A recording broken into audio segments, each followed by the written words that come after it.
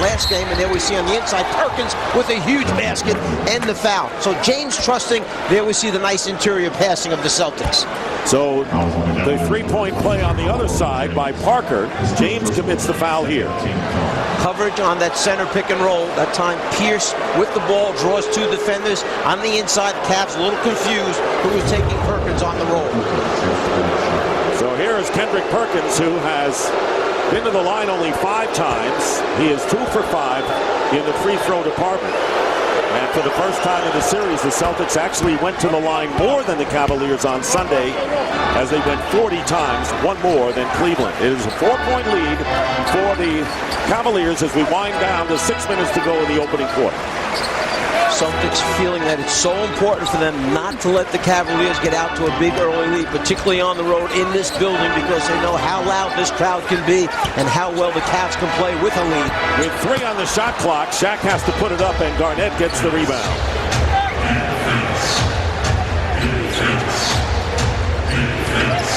The Celtics are making the Cavaliers go deep into the shot clock. Pierce with a fall away as the defender falls down, and Pierce, off to a solid start, has 4 points to bring the Celtics to within a pair.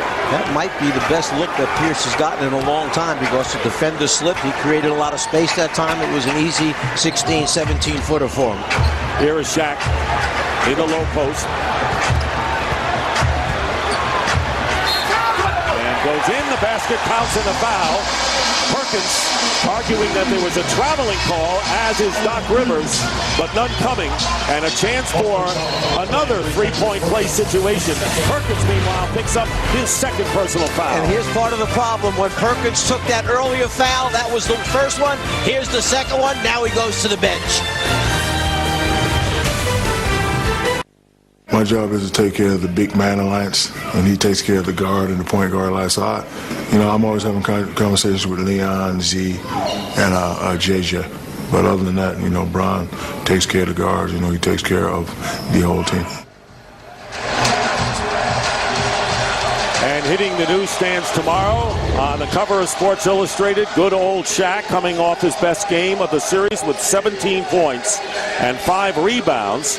He played the most minutes, 28, that he has in the series, and he was in foul trouble, played only about a minute in that fourth quarter, and sorely wanted to come back in the game, and reportedly made his feelings known to assistant coaches, but Mike Brown liked the combination he had on the court. Well, they had just come back from being 12 down. They were on a 10-0 run with the team that he had on the floor, so it becomes a very difficult decision for Mike Brown. Yeah, he respected Shaq's wishes to go back on the floor, yet it was the team that was out there that ran off 10 straight points, so he decided to keep that group on there and see if they could take the lead over. And how about Shaq 3 for 3 from the free throw line? He was 50% during the year and was 68% coming into this game, and his timely free throw shooting gives the Cavaliers a 5-point lead.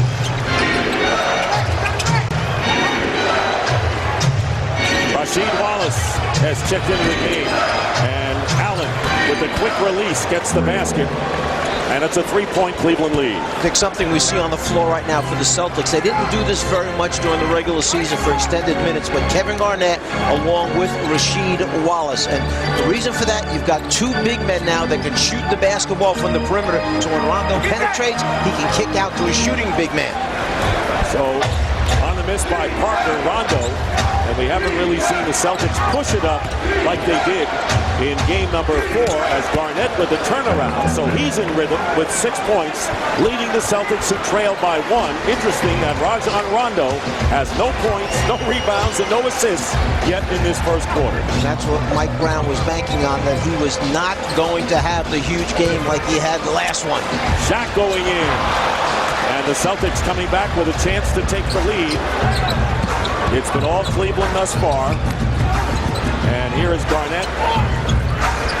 Under 4 minutes remaining, and plenty of time on the shot clock for Boston.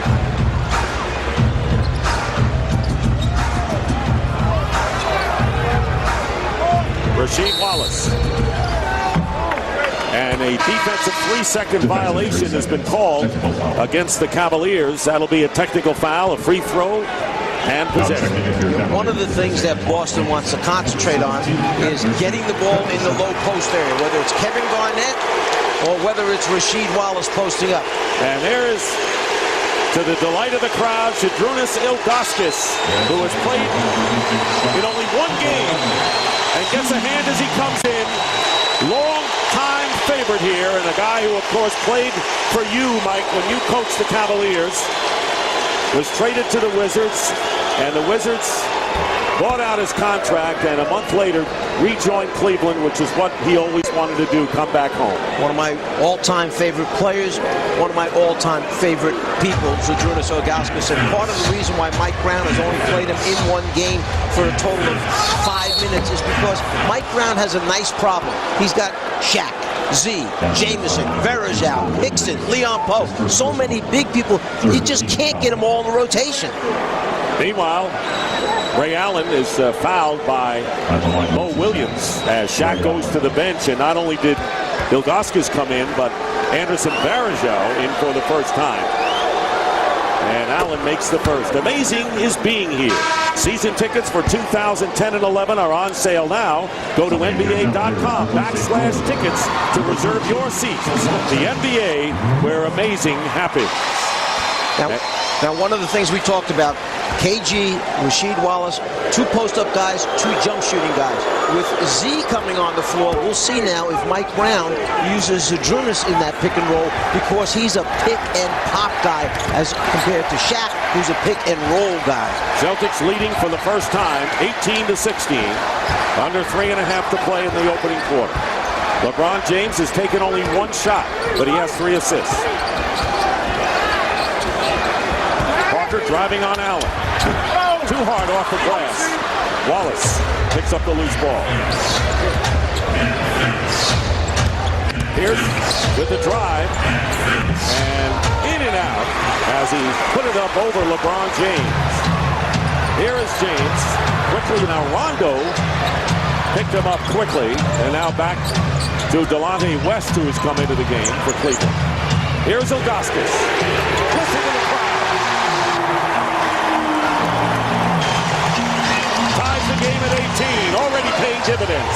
There's your pick and pop right there for Zydrunas. Garnett misses. And the Cavaliers looking to regain the lead in a tight first quarter here at the Q in Game 5.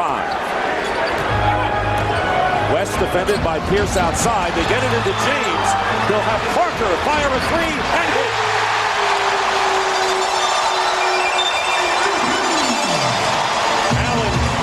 Looking for room, and Pierce with a reverse layup quickly comes back. So the Celtics doing well against a made basket to get the fast break going. Pushing that transition offense, coming right back at him after the catch score. Parker has been the most prolific three-point shooter in the series with 8 for the Cavaliers. But this one he throws away, and on the turnover, with Cleveland leading by 1, he'll have a timeout. Zydrunas Ilgauskas' favorite spot, left baseline, face it up. Varejao finds him, he produces. Parker coming into the game, 54% in the first 4 games. He adds another one to it.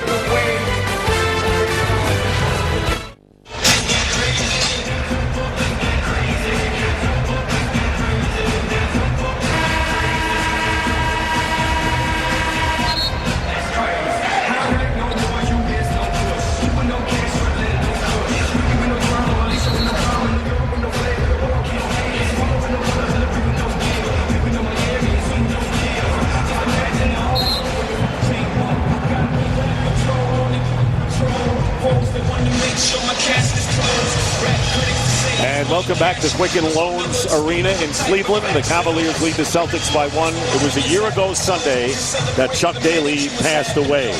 And we're going to salute Chuck a year from his death. And the whole family of TNT, the NBA, and everyone just remembering Chuck Daly tonight. The Coaches Association designed the pins that we're wearing tonight in honor of Chuck. Hall of Fame coach, NBA championship coach, Dream Team coach, Olympic gold medal. Just a very special person, a great ambassador for the game of basketball. How quickly a year goes by. Yes. Delonte West with the ball into Ilgauskas. And traveling is called against Ilgauskas. And coming off the bench for the Celtics is Glenn Davis and Tony Allen. And Mike Brown's team clinging to a 1-point lead. Nearly a minute and a half remaining. There's Davis. Allen really had a tremendous game on Sunday. And now we see LeBron James guarding Rondo out there. So here's one of those selective times, an offensive foul call on Rasheed Wallace with that left arm. So coming out of the timeout, LeBron guards Rondo. Watching the low post now. Verajao, pretty good actor down that low block. Rasheed turns in, bumps him, brings that wing up, flips the wing, and that's what the official sees. A little bit of an acting job, offensive foul. Rondo 0 for 1 from the field and has 1 rebound in the early going, and it's 21.